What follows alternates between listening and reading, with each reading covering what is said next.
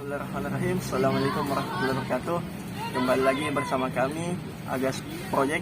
Nah, di sini kami telah mengundang seorang pembicara, yaitu Ashar Yunus, yang merupakan mahasiswa dari Universitas Negeri Makassar, jurusan Pendidikan Bahasa dan Sastra Indonesia. Nah, di sini saudara kita yang satu ini akan menjelaskan mengenai tentang predikat Daeng di Kabupaten Takalar. Nah, gimana kabarnya hari ini? Alhamdulillah baik, saudara. Kalau Anda bagaimana?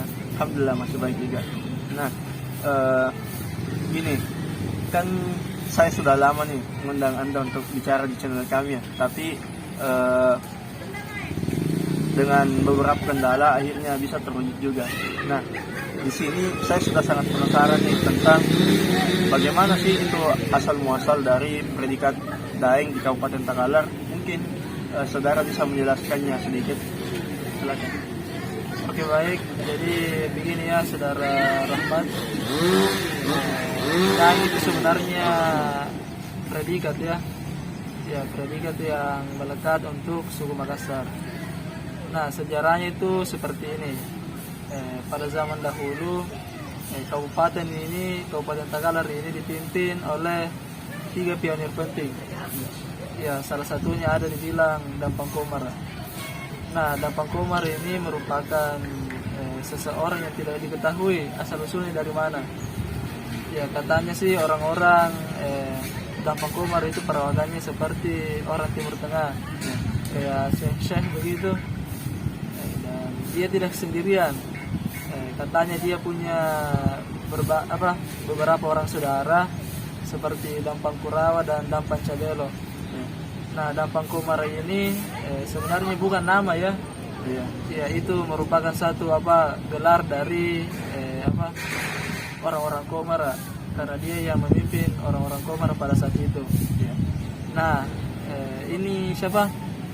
Dampang dulu berinisiatif untuk mempersatukan kelompok-kelompok yang dulunya terbagi tuh, yang dipimpin oleh Dampang Komar, Dampang Kurawa, dan Dampang Cabelo. Nah, mereka melakukan pertemuan, kemudian disitulah mereka bertiga mendiskusikan kira-kira siapa ya yang berhak menjadi penguasa di daerah tersebut, ya, untuk mempersatukan kelompok-kelompok ini. Nah, setelah berdiskusi, ditariklah kesimpulan kalau yang berhak menjadi penguasa itu, menjadi raja itu Dampang Cabelo.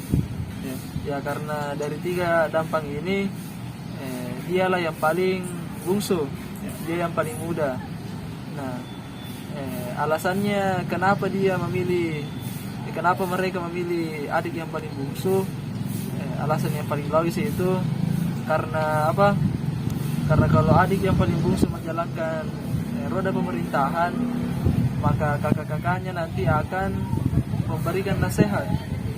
Dan apabila adiknya melakukan tindak otoriter, maka kakaknya akan turun tangan langsung untuk meluruskannya.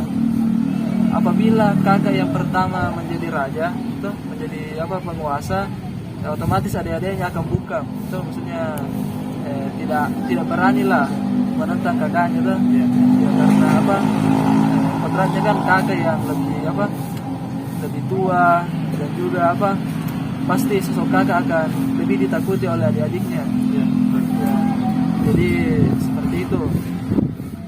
Saya lanjut, di mana predikat Daeng ini berasal. Nah, ini Dampang Cabelo, dia diangkat sebagai raja. Nah, raja itu diberikan gelar Daeng. Gelar Daeng bukan, gelar Karaeng. Ya, gelar Karaeng itu. Nah, gelar Karaeng ini diberikan kepada penguasa. Jadi keturunan penguasa itu tidak akan lekang dari gelar Karaeng. Anaknya Dampang Cabelo nanti yang meneruskan akan mendapatkan gelar Karaeng. Nah, tapi pada intinya raja pertama itu Dampang Cabelo.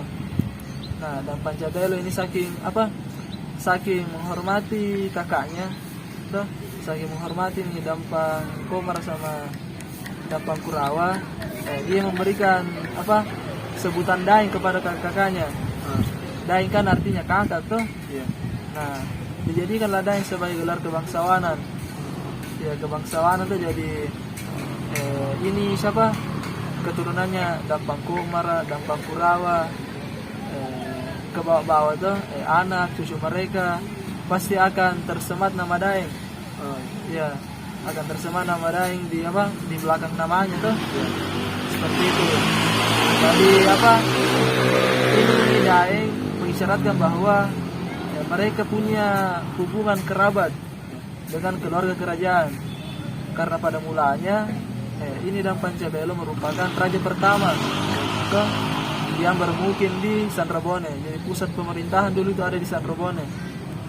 Jadi di Sanrobone berjalan pemerintahan. Nah, disitulah apa? Dan Pancabelo berkuasa tuh.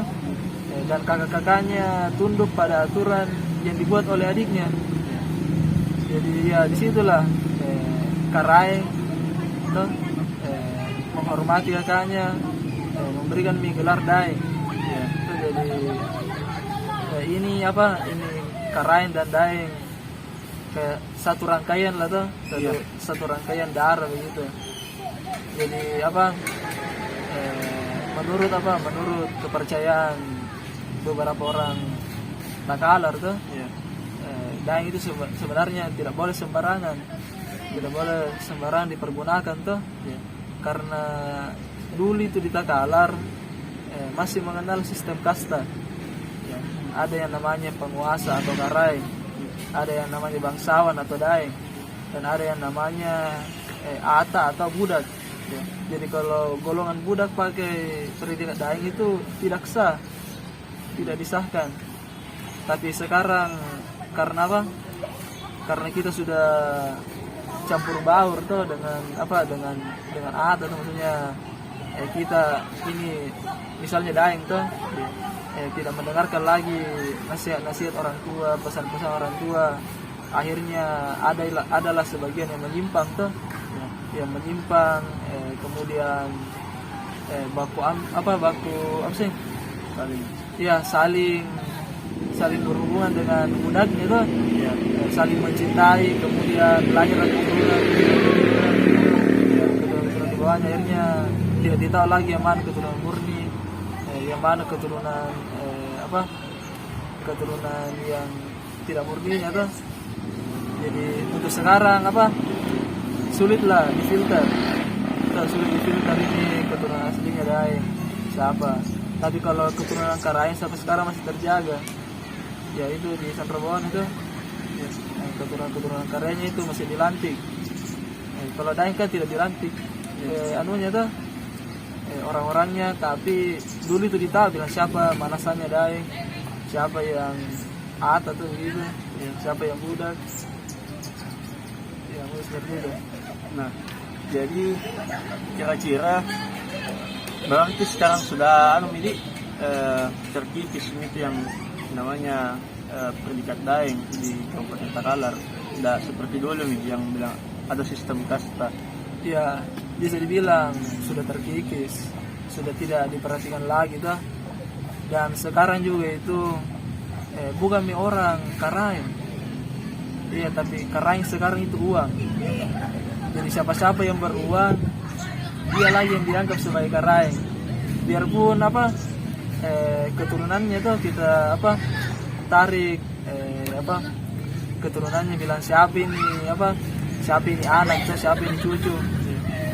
Terbukti bahwa dia adalah seorang ata dulunya, tapi karena dia berpendidikan, sukses tuh, punya banyak uang, akhirnya mereka lagi yang dihormati, yang beruang. Biar lagi dia punya gelar daeng murni itu, tapi dia tidak punya uang, sama saja dia sudah tidak punya kehormatan lagi.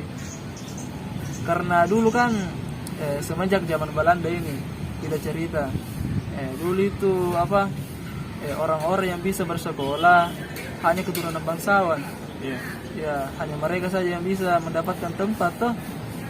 Tapi budak ya kita sudah tahu di mana tempatnya mereka ya bekerja untuk bangsawan toh, mungkin sebagai pekerja sawah, sebagai peternaknya begitu. Ya. Tapi sekarang kan sudah diberikan kebebasan, semuanya sudah bisa sekolah, ya tidak ada lagi apa kayak diskriminasi lah antar kasta begitu. Sekarang kan sudah maju. Ya memang juga seharusnya seperti itu ya. Iya. Ya. Baiklah, mungkin itu saja dari kami. Itulah tadi sedikit seputar tentang asal muasal dari predikat daeng di Kabupaten Takalar. Nah, semoga teman-teman mendapat pengetahuan baru nih dari kami, dan jangan lupa untuk selalu mempelajari sejarah-sejarah daerah kalian. Baiklah, dengan berakhirnya tadi kami mengundurkan diri. Wabillahi taufiq wal hidayah. Assalamualaikum warahmatullahi wabarakatuh.